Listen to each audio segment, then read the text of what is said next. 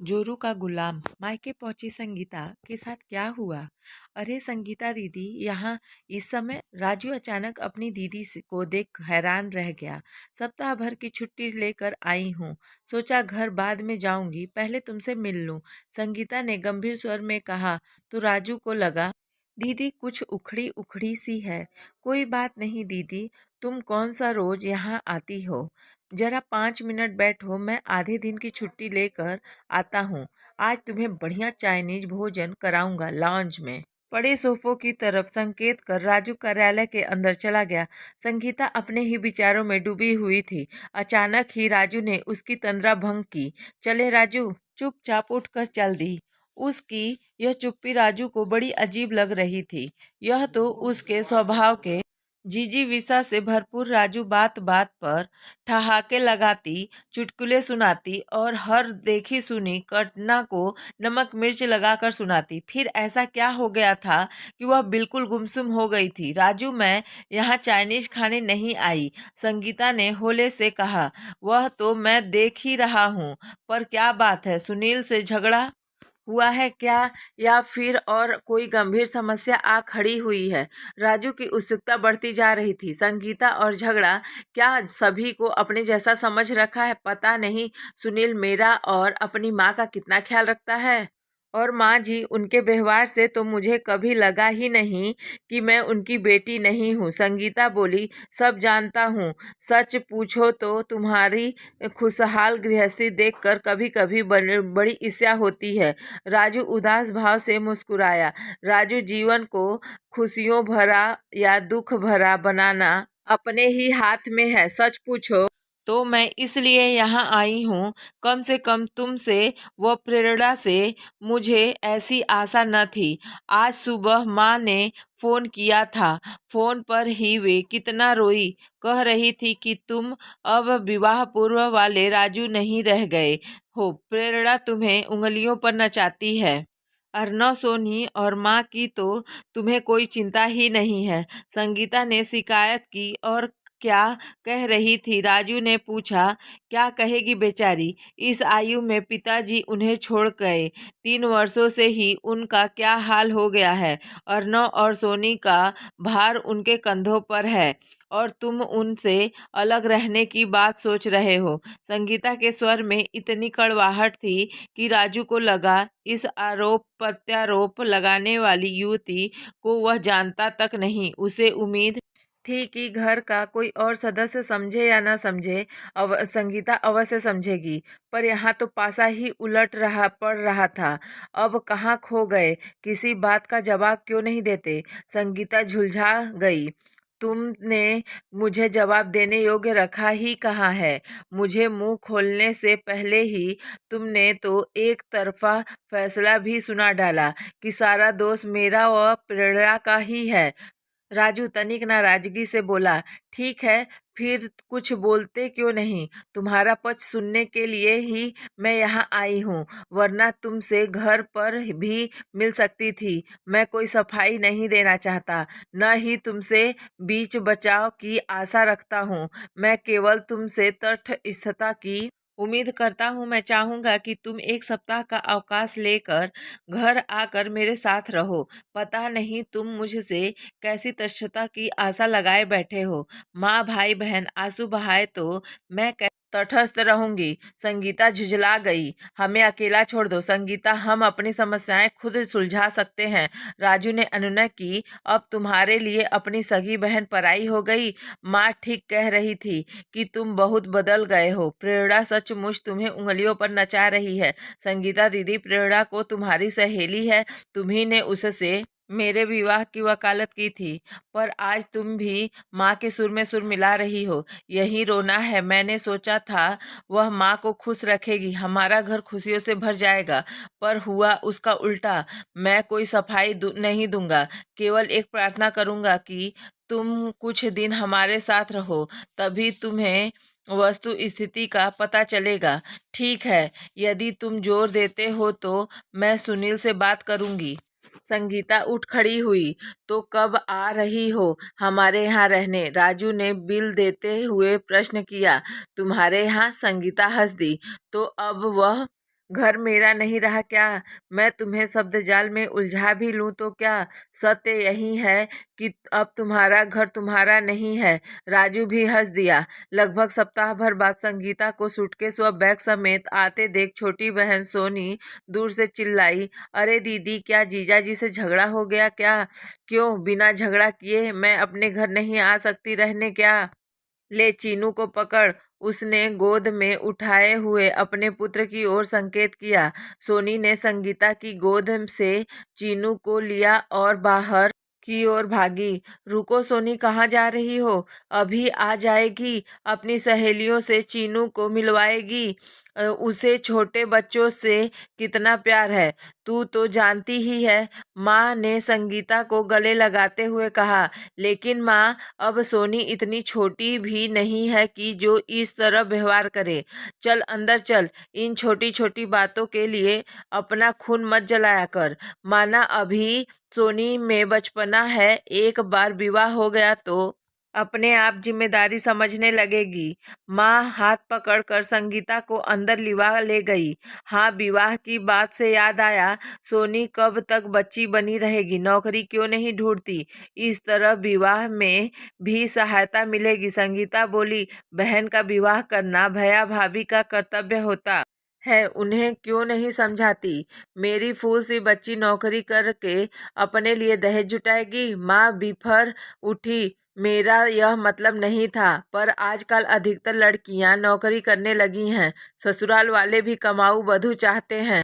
इनकी दूर के रिश्ते की मौसी का लड़का आशीष बैंक में काम करता है, पर उसे कमाऊ बीवी चाहिए। वैसे भी इसमें इतना नाराज होने की क्या बात है? सोनी काम करेगी तो उसे इधर उधर घूमने का समय नहीं मिलेगा, फिर अपना भी कुछ पैसा जमा कर लेगी।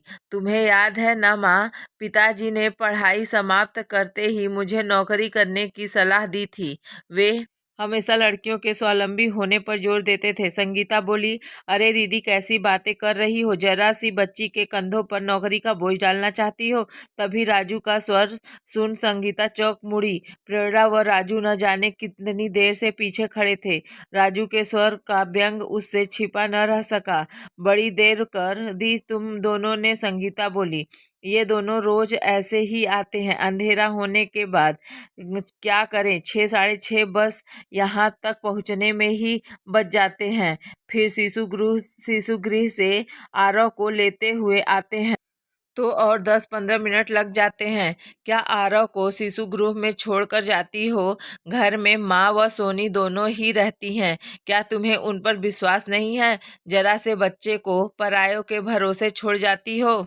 प्रेरणा बिना कुछ कहे आरव को गोद में लेकर रसोई घर में जा घुसी। माँ, तुम इन लोगों से कुछ कहती क्यों नहीं? जरा से बच्चे को शिशु गृह में डाल रखा है। मैंने कहा कि बेटी, मेरी दशा तुमसे छिपी नहीं है।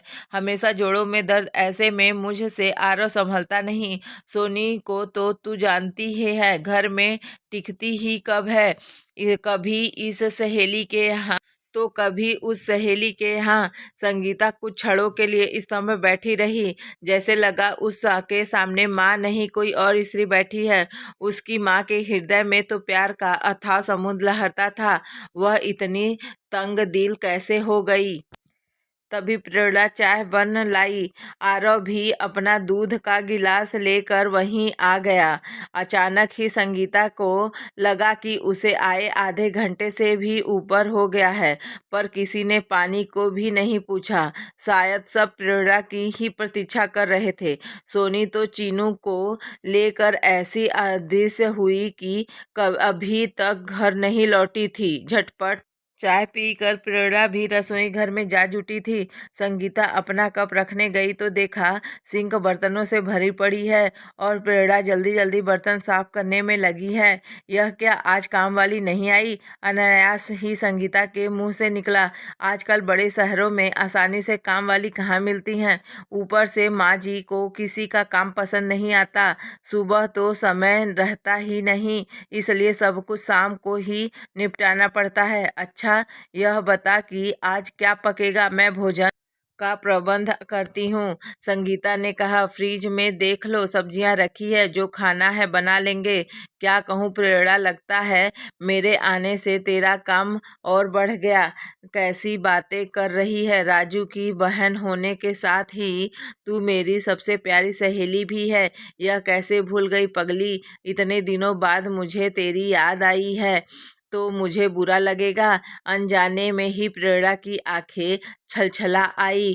फ्रिज से सब्जियां निकाल कर काटने के लिए संगीता माँ के पास जा बैठी।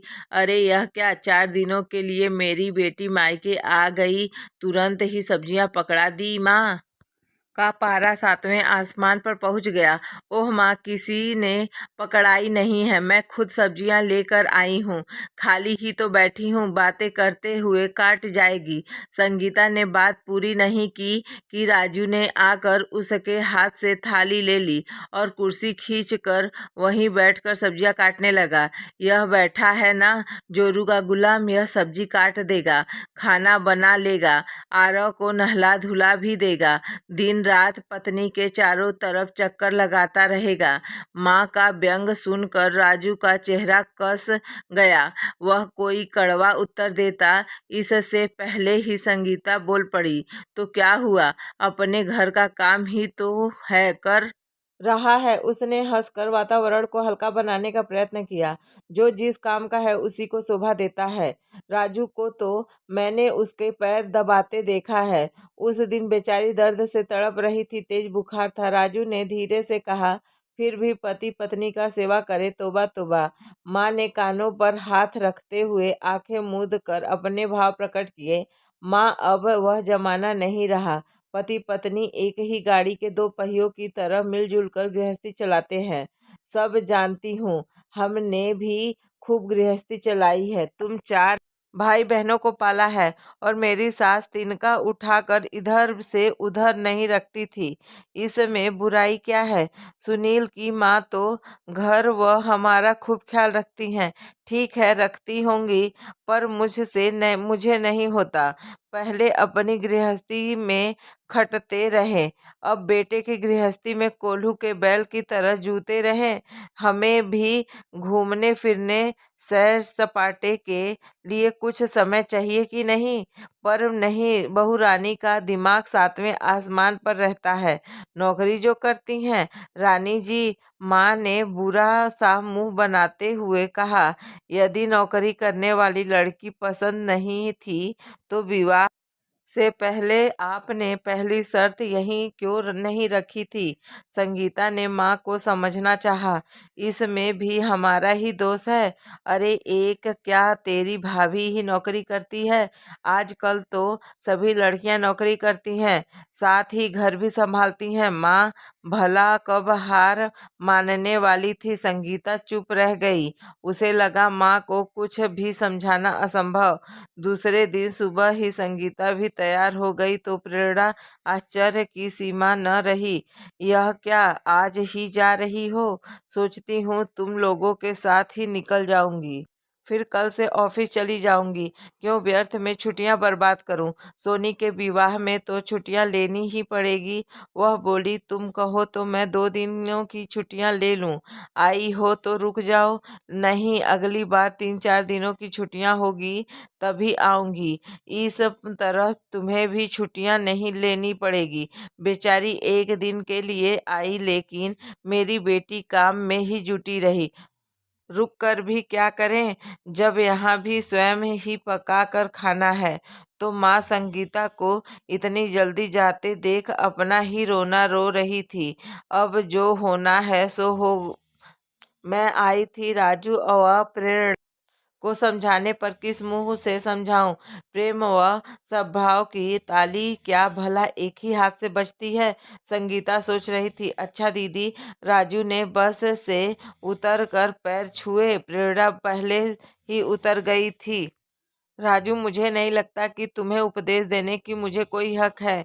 फिर भी देखना, अर्नव की नौकरी व सोनी के विवाह तक साथ निभा सको तो, कहती हुई संगीता मुड़ गई।